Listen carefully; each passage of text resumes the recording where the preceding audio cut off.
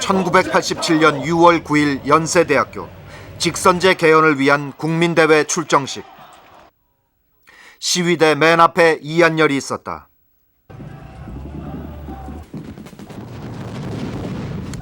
정문을 봉쇄한 전경들이 학생들을 겨냥해 최루탄을 마구 쏘아댔다. 이를 피하던 이한열은 그렇게 날아든 최루탄에 맞아 쓰러졌다.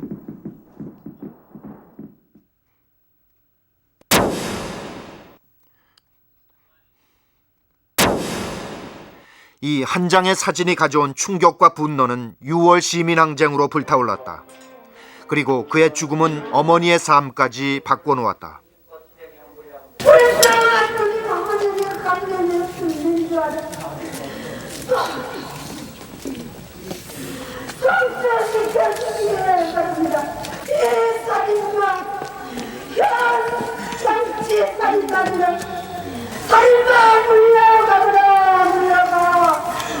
우리 하늘이란 세상에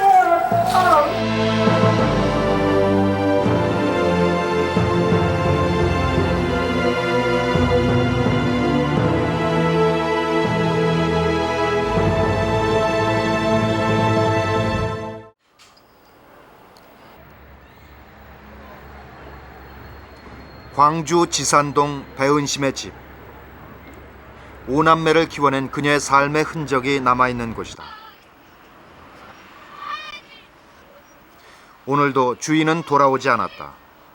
배은심의 집은 열려있을 때보다 굳게 닫혀있을 때가 더 많다.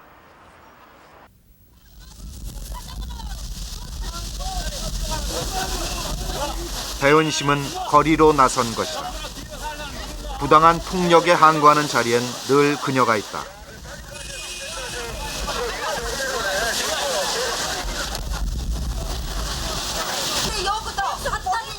경찰청 앞에서 싸우고 있다.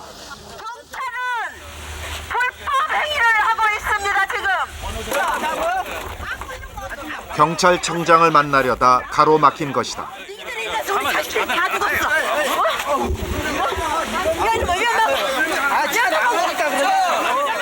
무리하게 시위를 진압해온 것에 항의하기 위해서 이미 서면으로 면담을 요청해 놓았다. 그러나 돌아온 것은 강제 연행이다. 60을 넘긴 어머니 아버지들은 경찰청 문턱도 넘지 못한 채 끌려나갔다.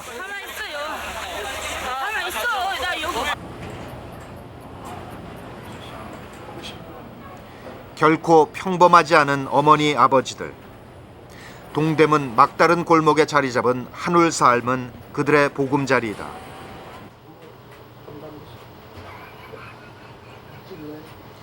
방 안은 청춘에 영원히 멈춰버린 얼굴들로 가득하다. 모두들 민주화 과정에서 목숨을 잃거나 의문의 죽음을 당한 얼굴들이다.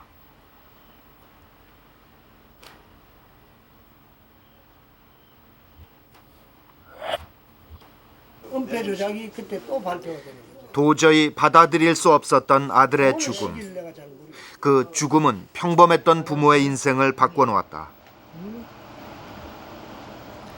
남몰래 가슴앓이하며 살아갈 수도 있었다. 그러나 그들은 그런 삶을 거부했다.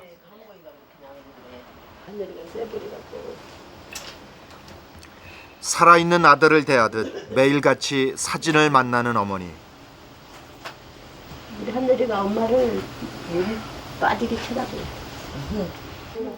한여리는 그녀의 신앙과도 같았다. 우리 하늘이를 왜 못 만지겠어?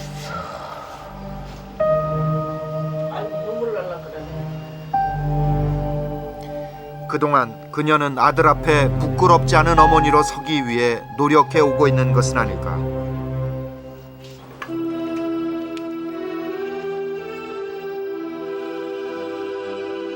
만인을 위해 일할 때 나는 자유다. 땀 흘려 일하지 않고서야 어찌 나는 자유이라고 말할 수 있으랴. 지난 6월 9일 연세대학교 교정에 마련된 이한열 동산에서 16주기 추모제가 열렸다. 이제 재학생들 중에는 한여리를 기억하는 이는 많지 않다. 그러나 그와 함께했던 386 졸업생들은 매년 잊지 않고 16년째 추모제를 열고 있다. 그래서 우리가 6월 9일에 마음을 가지고 이 자리에 모이지만 평소에 하루하루 살 때 한여리를 항상 생각하면서 그러나 세상이 조금씩은 아들을 생각하는 자리지만 어머니로선 힘겨운 시간이다. 결혼도 하고 아이도 낳은 것이 죄인 양 누나들은 고개를 들지 못한다. 통일이 정말 왔으면 좋겠습니까?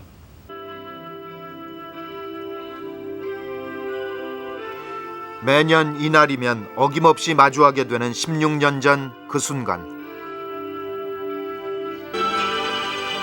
최루탄이 난무하던 그 시절은 지금 학생들에겐 낯선 광경이다. 이런 기회에 학생들은 80년대를 만나고 한여리를 만난다.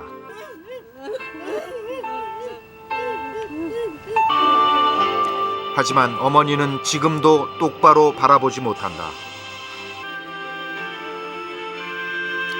여전히 가슴속에 생생하게 살아있는 그날인 것이다. 애미가 여러분들이 있는데 눈물을 보이는 거는 우리 한여리도 원치 않을 것이고, 저도 여러분들 앞에 미약한 모습을 보인다는 것은 저도 바람직스럽지 못한 걸로 생각을 하고 있습니다. 우리 한여리가 보이지는 않습니다만은 여러분들 사이사이에 어디엔가는 같이 있으리라고 믿고, 또 애미가 이 앞에서 이렇게 말한 것도 우리 한여리가 다 듣고 있을 거라고 저는 생각합니다. 어떤 죽음은 이렇듯 살아있는 사람들의 삶에 다시 되살아나기도 한다. 배은심은 스스로 66의 청년이 되어 수많은 아들, 딸과 함께 서 있다. 그렇게 어머니는 한여리가 되어 있는 것이다. 어머니 소원 꼭꼭 기억하세요. 어머니 정말 힘내십시오. 저희가 다 한여리입니다.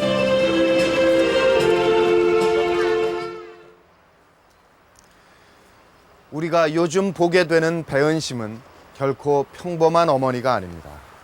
그렇지만 물론 처음부터 그녀가 이렇듯 사회적인 짐을 지고 사는 그런 분은 아니었습니다. 그저 우리 주변에서 흔히 만날 수 있는 그런 보통 어머니였습니다. 이 비탈길에서도 소박했던 그녀의 삶의 흔적을 우리는 만날 수가 있습니다. 한여리가 최루탄에 맞아 쓰러지던 그 순간까지도 그녀는 집이 내려다 보이는 이 언덕길에서 손녀와 함께 꽃 구경을 하고 있었습니다.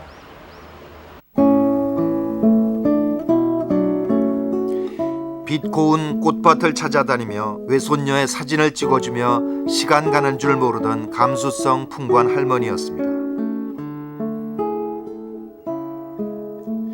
자식 농사 잘 지어서 눈에 넣어도 아프지 않은 손녀까지 본 다복한 삶을 누렸습니다. 딸 셋을 낳고 귀하게 얻은 한여리는 공부도 곧잘하고 건강하게 자라주었습니다. 정말 남부러울 게 없는 어머니였습니다.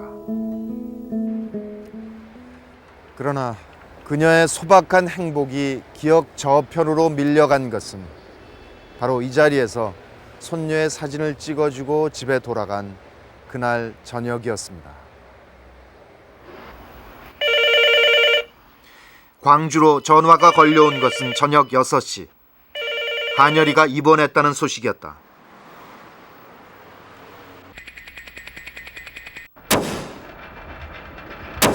병원에 도착한 그 순간까지 어머니는 한여리가 어떤 상태인지 정확히 모르고 있었다. 그러나 잠시 후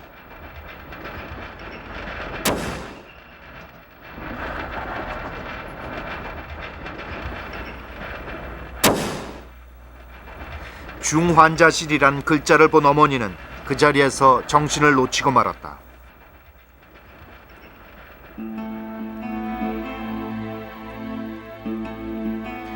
어머니가 깨어나 한여리를 만난 것은 30분 후.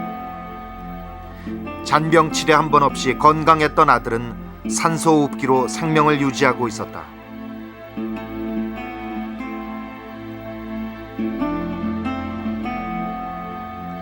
뇌에 박힌 최루탄 파편을 빼내려면 다른 뇌 조직을 다치게 돼서 수술은 불가능하다는 진단이었다.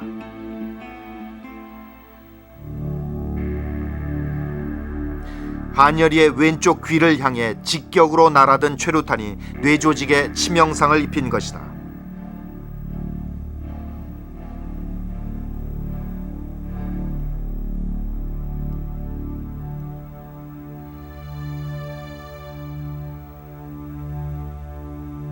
어머니가 도착했을 땐 이미 7시간째 의식불명 상태에 빠져 있었다.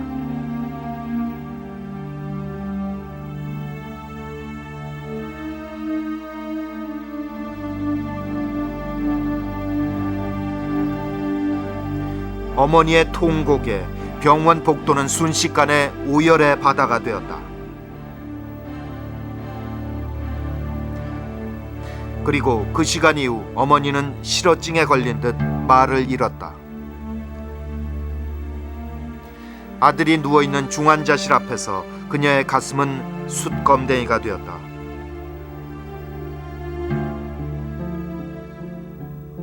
한여리의 병실 주변은 학생들 300여 명이 돌아가며 밤낮 없이 지켰다. 그때는 시위 중에 다친 환자는 물론이고 시신까지도 당국에서 탈취해 가곤 했다. 공권력을 믿을 수 없었기 때문에 학생들이 사수대를 만들어 한여리를 지킨 것이다.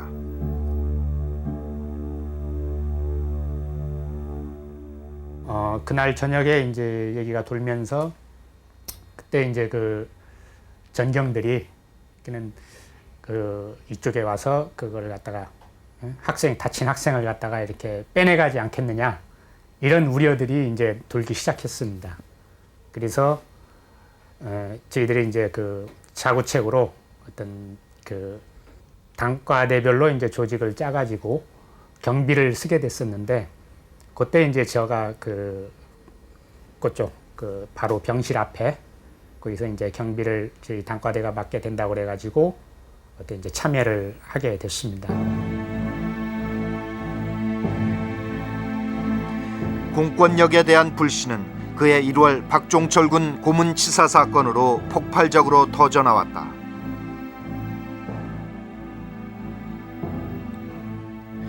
고문치사 은폐 조작을 규탄하는 목소리가 국민들의 양심을 두드리기 시작하던 그때 이제 본인은 임기 중 개헌이 불가능하다고 판단하고 전두환은 대통령 직선제 개헌을 거부하는 4.13 호언 조치를 돌연 천명하고 나섰다. 더불어 후임자에게 정부를 이양할 것을 천명하는 바입니다. 부도덕한 정권을 향한 분노는 더욱 거세졌고 최루탄 사용량도 살인적으로 증가했다. But some protesters suffered even more. 웨이 씨는 당시 시위 진압이 80년 광주를 연상시킨다고 말할 정도였다. 하지만 살인 정권 규탄 열기는 꺾이지 않았다. 한여리의 최루탄 피격 소식까지 전해지자 역사의 물줄기는 확연히 방향을 틀어잡았다. 시위대의 과격한 모습에 초점을 맞춰오던 언론들도 이 소식을 머릿 기사로 올렸다. 이한열 군이 쓰러진 것은 당시 옳은 것이 뭔지 알지만 행동하지 못했던 나약했던 많은 사람들에게 용기를 줬습니다. 내가 더 이상 이렇게 비겁하게 살면 안 되겠다. 내가 움직이게 되겠다. 그러니까 결국 저 사람의 죽음에는 나의 비겁함도 한 일조한 거 아니냐라고 하는 자각으로 이어지면서 엄청난 참여의 열기가 끌어올리게 됐고 박종철의 죽음이 불을 지핀 시민항쟁은 이한열의 최루탄 피격으로 활활 불타올랐다. 그동안 침묵을 지키던 시민들이 거리로 합세했다.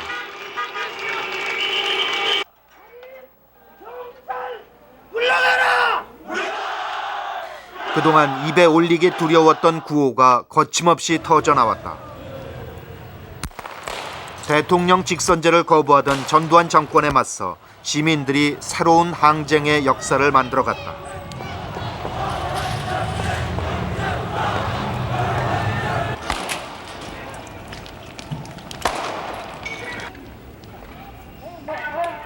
쫓기고 또 두들겨 맞기도 했지만 두려워하지 않았다. 그곳에서 사람들은 모두가 하나였다.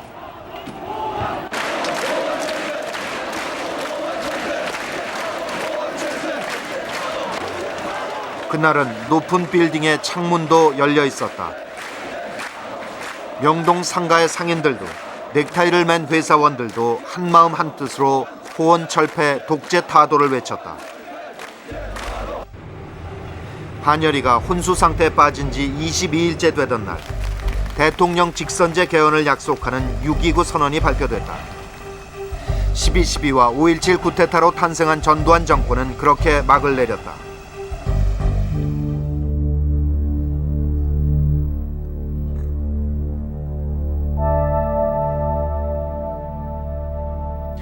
한여리가 삶과 죽음의 경계를 넘나들며 기다렸던 것이 군사 정권의 항복 선언이었을까? 한때 호전됐던 폐렴 증세는 다시 악화되기 시작했다.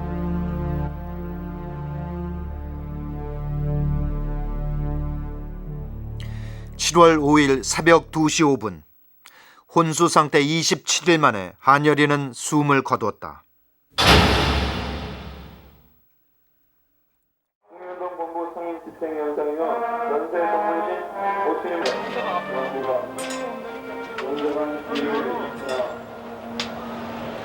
한여리의 영결식이 진행된 7월 9일 연세대학교 백양로는 이른 아침부터 찾아든 7만여 추모객들로 물결을 이루었다. 박회장 열사야! 표정도 열사야! 강상철 열사야! 홍만영 열사야! 박정만 열사야! 홍길 열사야! 그리고 동계 수사를 위해 행동하는 양심으로 보여준 이 장엄한 영결식이 끝나갈 무렵 그들의 진정 이 땅의 민주화를 이룩하고자 했다면 교육 언론 순서에 없던 한여리 어머니가 단상에 올랐다.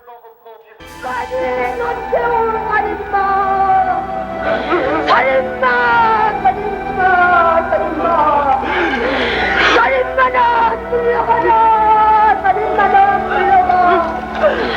하늘아! 하늘아!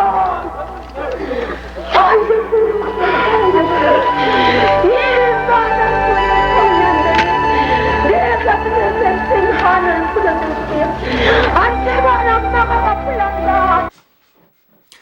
그것은 배은심이 처음으로 세상을 향해 쏟아낸 외침이었다.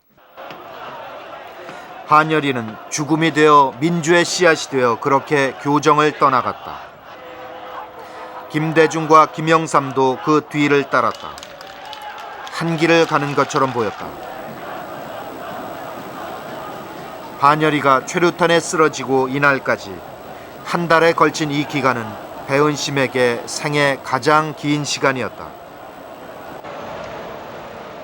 그리고 그 시간은 박정희로 시작된 27년간의 군사 독재를 끝낸 시간이기도 했다.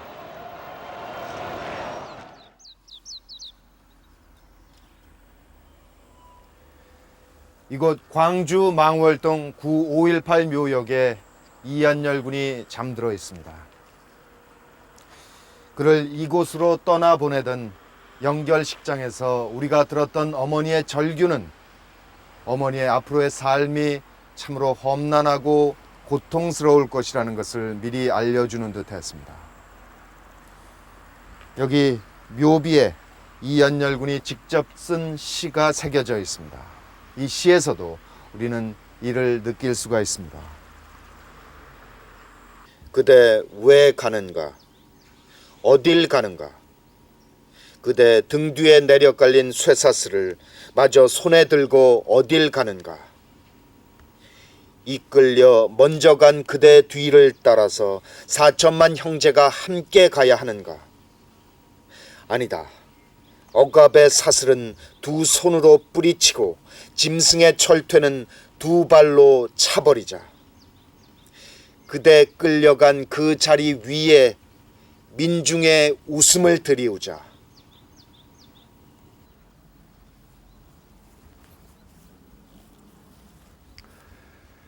한여리를 이곳에 묻은 후 어머니는 묘비 앞을 떠나지 못했습니다. 아들의 죽음을 인정할 수도 없고 또 받아들일 수도 없었던 어머니는 한동안 식음을 전폐한 채 이 묘비를 지키고 있었습니다. 그렇다면 무엇이 어머니를 세상으로 이끌어냈던 것일까요?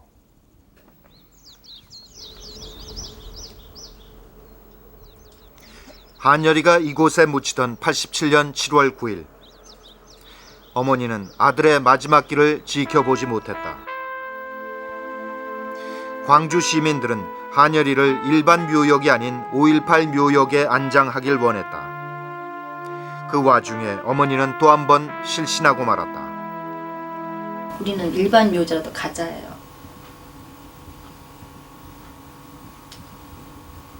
근데 나중에 이제 엄마 아버지가 계속 말을 하는데 그게 안 통해요. 이미 그러니까 우리만의 한여리가 아니었나 봐. 근데 우리는 그게 계산이 안 되니까 우리 집 가족에서는요. 그래서 엄마 아버지 기절을 하셨어요. 그래서 저는 그 순간 내가 할 수 있는 일은 이 가는 길을 막는 거다라고 생각하고 제가 누웠어요. 5.18로 누워버렸어요. 안 된다. 그때까지만 해도 이곳은 광주 항쟁과 직접 관련이 있는 죽음만 모셔둔 특별 묘역이었다. 그 이후 민주화 운동을 하다 숨진 죽음으로는 한여리가 처음이었다.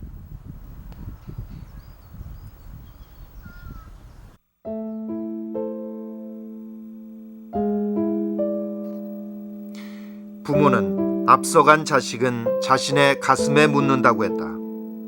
그러나 그 응어리의 크기는 자식이 어떻게 죽었는지에 따라 다를 수밖에 없다.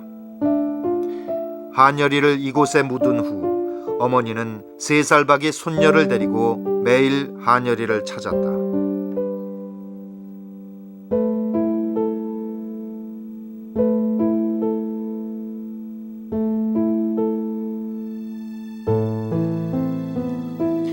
애끓는 그리움을 사귀지 못하고 아들을 찾아와 묘비를 만지고 또 만졌다. 어떤 위로도 어머니를 아들과 살았던 시절로 되돌릴 수는 없었다. 마치 넋이 나간 것처럼 보였다. 상 당하고 치르고 나서는 엄마는 하루도 그 제정신 아니다는 말 딱 맞아요. 그래서 아침에 일어나시면 막 무조건 나가세요. 이제 아들한테 가는 거예요. 근데 제가 염치 없게도 제 딸아이가 그때 18개월이었거든요. 엄마가 저희 딸 업고 막 걸어가셔요. 이제 버스에서 내려서 1시간 정도 걸어야 그 망울동에 도착하거든요. 그때는 비포장이고 꼬불꼬불 아주 길도 안 좋아요. 거기를 걸어서 손주딸 데리고 아주 그냥 거기가 집이에요, 엄마 집. 근데 거기서 뭘 드셨겠어요. 그냥 맨몸으로 가시는데. 어머니를 세상 속으로 불러낸 것은 87년 대통령 선거였다. 한여리를 이르며 쟁취한 직선제 개헌안. 그러나 김영삼과 김대중은 갈라섰고 전두환을 뒤이은 노태우가 민정당 후보로 나섰다. 노태우가 처음으로 광주를 찾아온 그날, 아들의 무덤을 지키던 배은심은 그곳의 모습을 드러냈다. 노태우를 온몸으로 저지하는 광주 시민과 함께였다. 노태우가 광주 오면 안 되거든요. 나는 우리 한여리 아픔뿐만 아니라 우리 한여리에 대한 아픔을 내가 이렇게 내가 피부로 이렇게 느끼면서 보니까 그 전에 우리 광주의 아픔이 너무 크더라고요. 사실 그거 지금 그분들이 내 말을 들으면은 어떻게 생각할지 몰라도 내가 직접 안 당했기 때문에 거기에 대한 큰 그런 인식은 없었어요. 그 어머니들하고 같이 이제 노태우를 광주 오면 안 된다. 광주 시민이면서도 80년 광주항쟁의 아픔을 모르고 지내왔던 배은심이었다.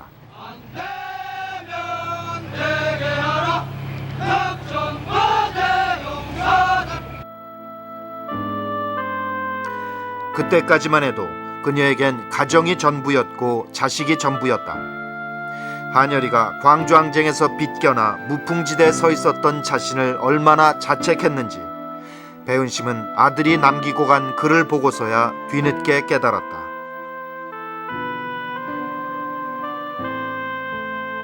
건강한 우리 한여리가 이렇게 죽어서 망울동에 놓여있는 게 이게 실감이 안 간 거예요. 그래 이제 그러면 내가 이제 다니면서 우리 한여리가 왜 그랬는지 내가 그걸 이제는 좀 알아야 되겠다. 이제.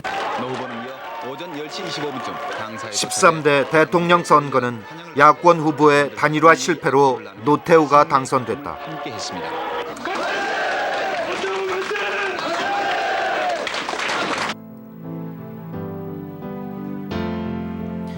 그녀가 본격적으로 육아협 활동에 뛰어든 것은 바로 그 직후.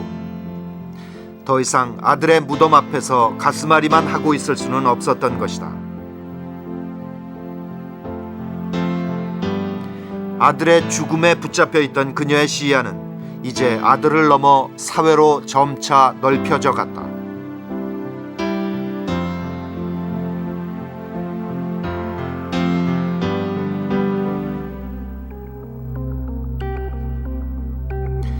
그 무렵 한 일간지에 나온 기사는 그녀를 아는 많은 사람들을 당혹해 했다.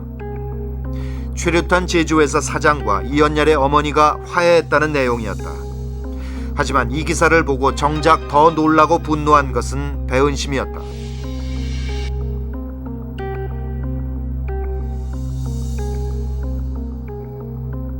지금도 그 사진이 있어요. 한영자하고 만난 사진이.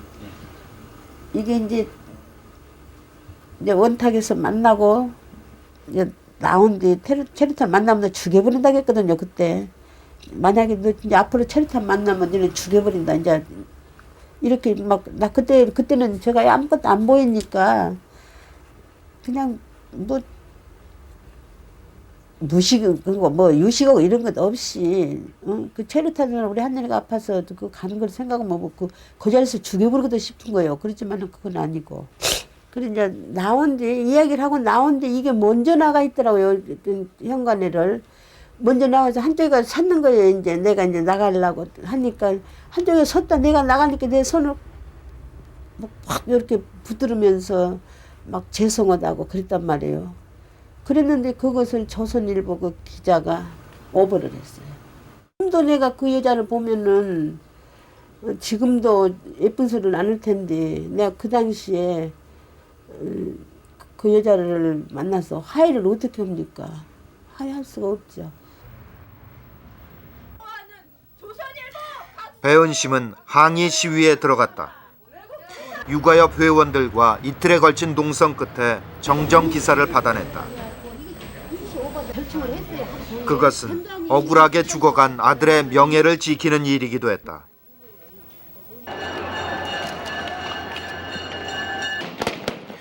그녀를 투쟁의 최전선에 나서게 하는 사건들이 연이어 터져나왔다. 명지대학교 강경대군이 시위 중 사복을 입은 경찰 체포조의 쇠파이프에 맞아 죽은 것이다.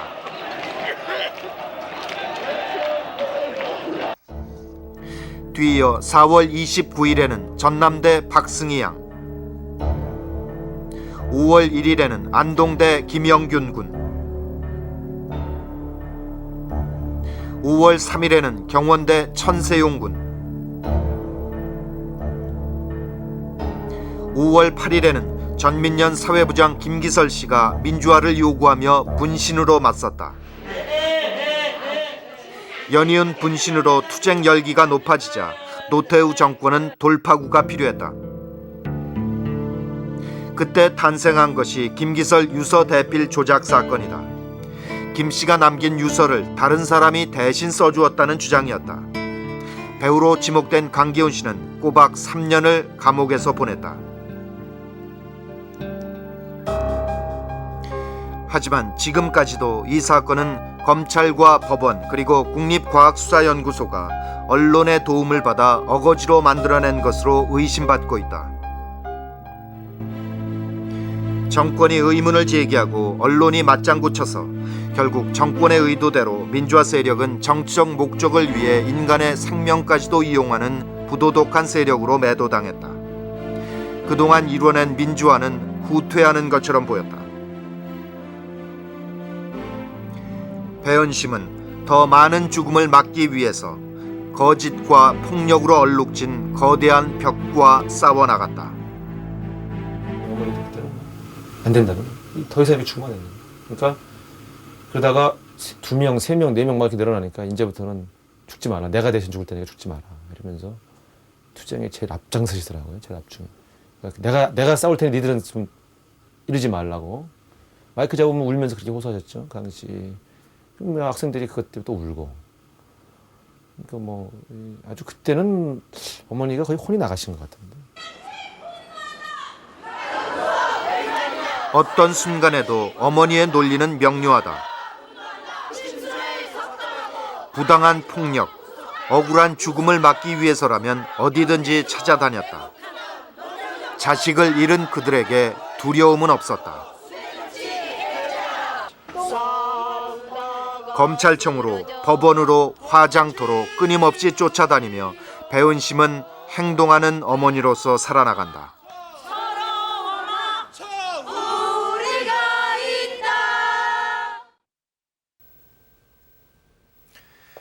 한여리의 뜻을 살리기 위해서 어머니가 나서서 걷기 시작한 길. 그것은 시대의 폭압에 몸으로 맞서 싸우며 살아가는 것이었습니다. 가족이라는 울타리 안에서 편안히 살아왔던 배은심. 그녀를 이렇게 변화시킨 것은 다름 아닌 바로 그 폭압이었습니다.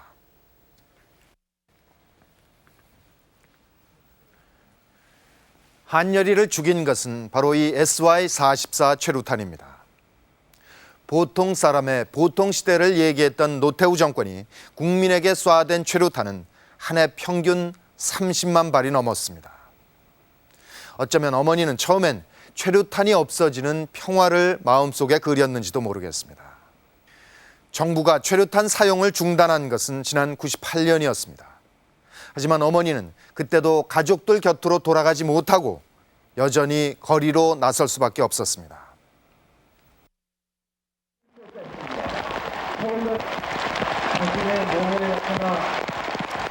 국민의 정부가 출범한 지난 98년. 그때 육아협 회장이던 배은심은 서울역에서 언제 끝날지 모르는 길고 긴 싸움을 시작했다. 아이들은 오늘도 민주화를 위해 수강을 죽어간 사람들의 그 모습을 우리는 하나하나 떠올려보면서 이 자리에 서서 많은 국민들에게 호소를 하고 있습니다. 시민 여러분, 왜 우리가 이 자리에 섰는가를 시민 여러분들께서는 알아주셨으면 정말로 감사하겠습니다. 민주화 운동 과정에서 희생된 아들, 딸들의 명예를 회복하고 수사를 받다가 군대에 갔다 자식이 죽어 나왔는데 그 죽음의 원인조차 밝히지 못한 소위 의문사 진상규명을 위한 특별법 제정을 위해서 반백의 부모들이 서명운동에 나선 것이다.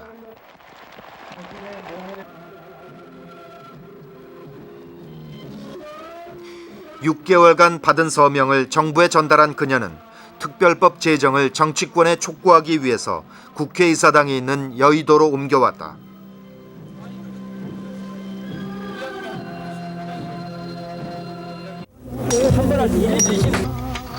아니 지금 국정감사기관에 무슨 국정감사기관에 무슨 법을 어떻게 하란 말이야 지금? 아니 국정감사기관에 법을 어떻게 하란 말이야 지금 우리가? 우리도 어서 이런 자식들을 뼈다구는 썩었어도 이름은 만들어내야 될 것 아니요. 국회 앞에서 농성을 시작하면서 그들은 집으로 돌아가지 않았다. 그들은 천막에서 농성을 시작한 것이다. 백발이 성성한 어머니 아버지들은 결연한 모습이었다. 없어. 그냥 매서운 겨울이 시작된 11월. 콘크리트 바닥에 냉기와도 싸워야 했다. 모두들 따뜻한 집에서 쉬고 출근할 때 천막에서 밤을 지새운 노인들은 피켓을 들고 국회 정문으로 나갔다. 민주화를 외치다 희생된 이들의 명예회복과 의문사 진상규명은 왜곡되고 굴절된 역사를 바로잡는 출발점이라고 믿었다. 누구도 나서지 않기에 유가족들이 직접 나선 것이다. 이 투쟁 과정에서 돌아가신 분들은, 죽은 사람들은 누가 됐든지 간에 범법자로 이게 낙인을 찍어 놓은 거예요. 그래서 이제 그 범법자라는 굴레에서 우리는 테두리를 벗어나 줘야 된다. 이제 아무도 할 사람이 없는 거예요. 그는 어머니 아버지들이 살아 계실 때 이것만이는 우리가 벗겨줘야 된다. 왜 이 사람들이 범법자인가? 이 사람들도 당당히 자기 주장 외치고 나라와 국가를 위해서 싸운 건데 이 사람들이 범법자라는 이 자체가 우리는 모순이다. 그러면은 우리는 그 말로 해서는 안 된다는 걸 아니까 어쨌든 우리는 법을 제정을 해서 법 테두리에서 범법이라는 이 자체를 벗겨줘야 된다. 이제 이런 이제 신념을 갖고 천막을 치고. 1960년대 이후 독재 정권 아래서 범법자로 낙인 찍힌 채 죽어간 희생자는 약 300여 명. 의문사한 희생자는 80여 명에 이른다. 특히 억울한 죽음의 진실을 밝히는 일은 그것 자체가 민주화 과정이 될 수도 있다.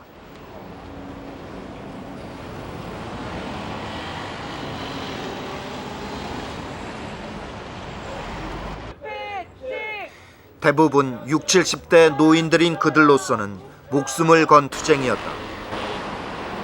그러나 국회에 상정된 특별법안은 정기국회와 수많은 임시국회에서 통과되지 못한 채 시간만 보내고 있었다. 오래 할 줄 몰랐죠. 근데 예측은 못했죠. 왜냐면 이제 민주화를 같이 하고 체류탄 마신 분이 대통령이 됐으니까 이제 그분이 해 주시려고 맘만 먹으면 이거는 좀 쉬운 것이 아닌가 이렇게 생각을 했고, 또 여의도에 천막을 친 자체가 그 정권이 없으면 여의도에 천막을 칠 수가 없어요. 근데 이제 그렇게 갈 줄은 몰랐는데. 농성을 계속할 것이냐 말 것이냐 찬반 투표까지 벌이며 천막 농성은 무기한으로 연장됐다.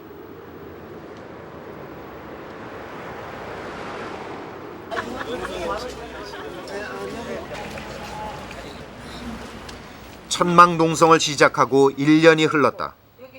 누구도 예상치 못한 장기 투쟁이었다. 법안의 제정은 요원한 상태이다.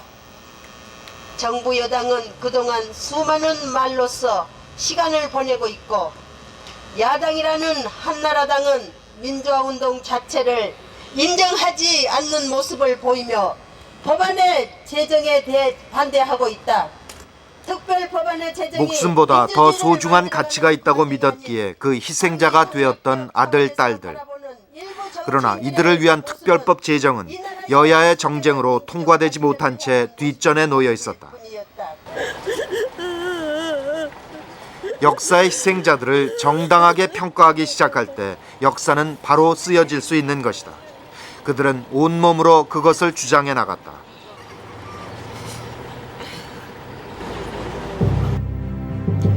그리고 마침내 그들은 결실을 보았다. 천막 농성을 시작한 지 420일째 되던 날, 특별법이 국회를 통과한 것이다. 박종철과 이한열은 첫 번째로 민주화 유공자로 인정됐다. 그것은 정부 차원에서 이루어진 민주화 운동에 대한 최초의 공식 인정이었다. 어머니, 아버지들의 끈질긴 집념으로 민주화 장정에서 새로운 역사를 쓰게 된 것이다.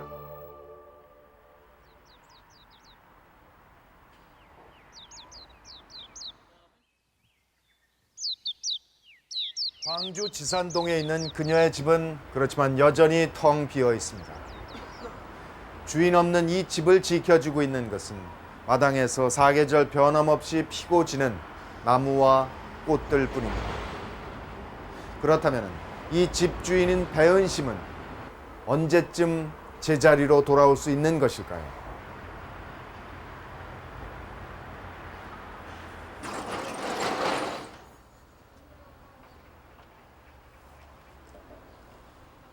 어쩌면 그 답은 저기 걸려있는 저 글, 신영복 선생이 쓴 6월 하늘 함성이라는 글에 담겨 있을지도 모르겠습니다.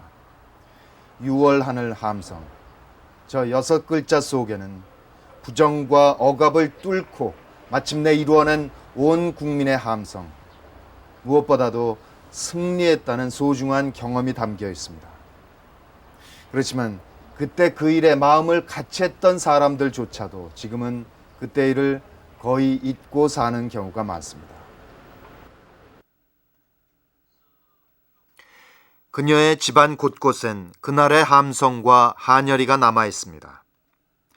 남편도 한여리를 잃고 가슴앓이를 하다 먼저 아들 곁으로 떠나갔습니다.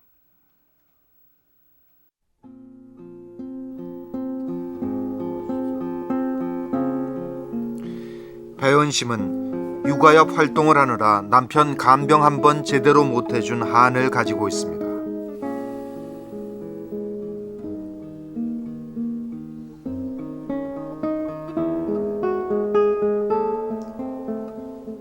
하지만 이 집 구석구석엔 아직도 그때 그 함성이 그대로 배어 있고 또 한여리도 그대로 남아 있습니다. 한여리가 읽었던 책도, 또 그의 글씨가 남아있는 노트도, 또 그가 친구들과 나누었던 편지도 그대로 놓여 있습니다.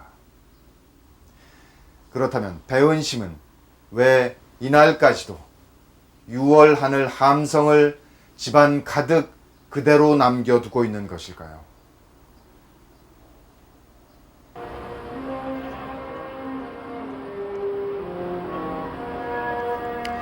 지난 6월 10일 옛 서대문 형무소터에서 민족 민주열사 합동 추모제가 열렸다. 결코 굴하지 않았던 사람, 암울한 시대 한가운데 말뚝처럼 횃불처럼 우뚝 서서 재단에 층층이 모셔진 240여 개의 영정들, 모두가 한 시대를 치열하게 살다 간 사람들이다.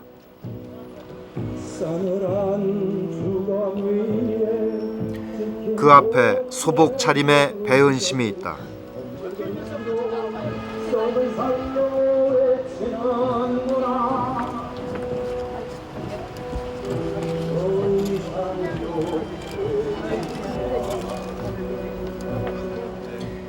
어머니가 아들에게 조화를 바쳐야 하는 이 기막힌 일들이 이만큼 역사를 밀고 온 것이다.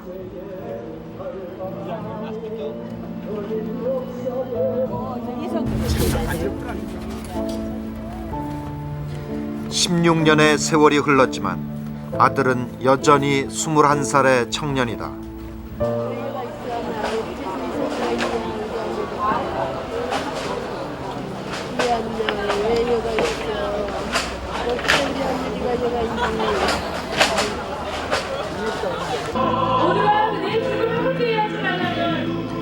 살아갈 날보다 살아온 날들이 더 많은 어머니. 그러나 아직 어머니의 장정은 끝나지 않았다. 한여리의 명예는 회복됐지만 의문사 희생자 80여 명 중에서 죽음의 원인이 밝혀진 이들은 19명에 불과하다. 의문사 진상규명위원회의 활동도 순조롭지 못하다. 강제 수사권이 없다 보니 사건 관련자들이 입을 다물어 지금까지 거의 소득이 없다. 목숨을 건 노숙투쟁으로 특별법을 통과시켜 그 단초는 열었지만 아직도 갈 길은 멀다.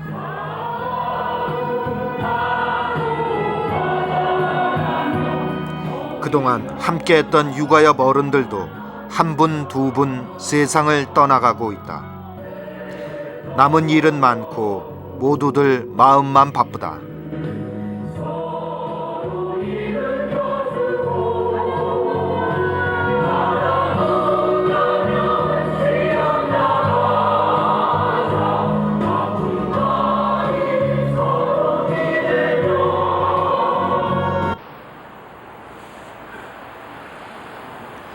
얼마 전부터 배은심은 민주공원 조성에 정성을 기울여 왔다. 민주공원 조성 관련 해외 사례 수집과 서간목은 육아여 사업비 지원 요청 검토 등 이 건의 토의안건을 선정합니다.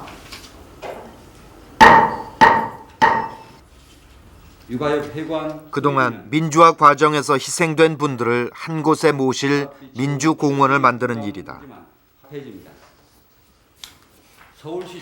지금은 묘지들이 광주 망월동, 모란공원 등으로 전국에 흩어져 있다. 민주공원은 죽음으로 일궈낸 이들의 민주화 정신을 모시는 또 하나의 역사이다. 그래서 민주단체에서도 다른 단체까지 다 우리가 어떻게 할 수 있는 지금 별로 좀 없고 그녀가 아니라도 누군가는 해야 할 일. 배은심은 이 일을 남은 과제로 삼기로 했다. 우리들이 사업이라고 이제 기념 사업은 이 묘지들을 한 틀어 모은 작업이었었거든요. 이 사람들 한 틀어 모아 놓으면은 언젠가는 누군가가 그 후속은 또 할 것이다. 이 후속이라는 것은 국립묘지를 만들어서 그 유공자가 되는 거죠. 이제 우리가 모아놓으면은 누군가가 먼 훗날에 그 작업은 할 것이다.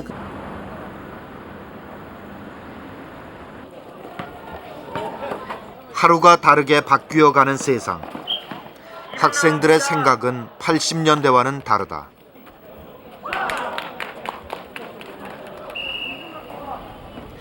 배은심은 육아협 회원들과 함께 매년 서울대학 축제 때마다 장터를 열어왔다. 카톨릭 학생회와 학생회관 뒤편에서 장터를 열어온 지 올해로 13년째. 어머니에게 장터는 또 다른 아들을 만나는 곳이다.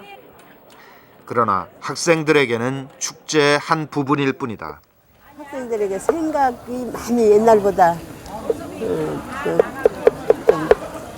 달라진 이런 모습을 볼 때 우리는 그것을 좀 어떤 때로는 서운하기도 하고 또 이렇게 돼야 된다 이제 또 이렇게 생각할 때도 있고 우리 학생들의 모습이 군사 시절에 같이 똑같은 그런 모습으로 계속 가면 안 되잖아요. 그래 어찌 보면은 그래도 학생들이 너무 자유롭게 행동하는 거 이런 것들을 보면서 한편으로는 뿌듯하고 그런데 이 죽은 사람들의 그런 걸 보면서 많이 잊혀져 간다는 것을 피부로 느낄 수가 있어요. 독재와 싸워본 경험이 없는 젊은 세대들에겐 6월 항쟁도 또 열사들의 죽음도 잘 모르는 옛날 얘기다.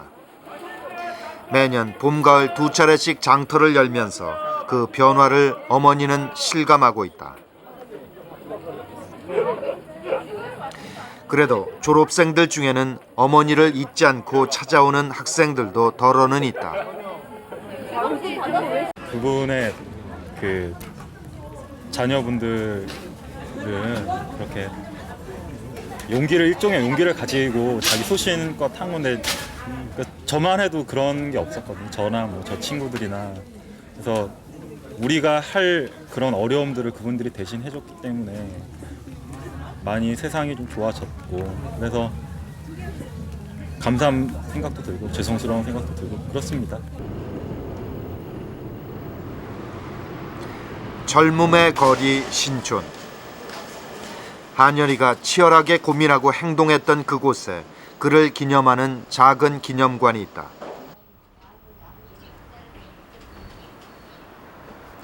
현판은 달았지만 언제 쓰러질지 모르는 낡은 집. 1987년 6월의 함성이 잊혀져 가는 것처럼 기념관의 존재도 잊혀져 가고 있다.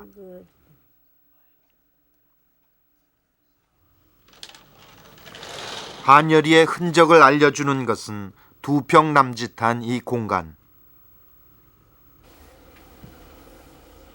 어머니는 비로소 아들과 정면으로 마주한다. 한 10년까지는 제가 이런 것들을 못 봤거든요. 이런 것 볼 그런 그 용기가 없어서 못 봤어요. 이런 것들을 볼 수가 없어갖고. 근데 이제 10년이 넘고 세상에 이렇게 좀 세월이 흐르다 보니까 이런 것들도 이렇게 내가 펼쳐보면서 얼마나 아프면 죽었냐 이런 생각도 해보고, 우리 하늘이를 이렇게 죽인 자들은 저렇게 잘 살고 있는데 우리 하늘이는 왜 어디 가서 오지도 않는가 이런 생각도 해보고, 또 우리 하늘이를 죽인 자들도 한번 죽어봤으면 좋겠다 이런 생각도 한번 해본 적도 있고.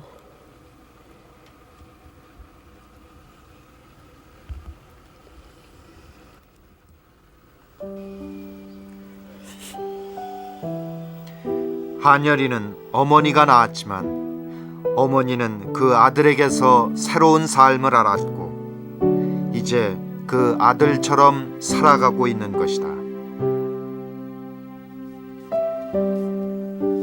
저는 투사라는 그런 표현보다는 어머니라는 표현이 더 좋아요.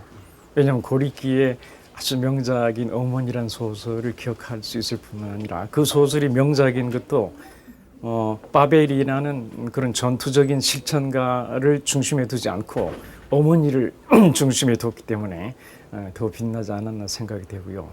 지금 배원심 어머님을 비롯해서 육아협의 어머님들이 이 현재 살아가시는 모습은 이 땅의 많은 어머님들이 자기들의 아들만을 사랑하는 그런 좁은 울타리를 벗어나야 한다는 그런 어떤 시대적인 메시지까지도 읽을 수 있어야 된다고 저는 생각을 합니다. 배은심을 옆에서 지켜본 사람들은 그녀를 투사라 부르지 않습니다. 그저 어머니라 부릅니다. 내 배 아파 세상에 내어놓은 자식, 그 목숨 같은 사랑으로 거듭 태어난 어머니. 그래서 우리는 그녀를 투사가 아니라 어머니, 한여리만의 어머니가 아니라 시대의 어머니라 부르고 있는 것입니다. 지난 시절 그녀가 걸어온 한 걸음 한 걸음은 자기 정권을 유지하기 위해서 국민의 생명을 가볍게 여겼던 시대, 그 폭압에 대한 항거였습니다. 이제 배은심은 항거의 역사가 잊혀지지 않고 그 의미가 지금에 이어져서 참담한 역사가 되풀이되지 않도록 지금도 어머니로서 어머니의 길을 가고 있는 것입니다.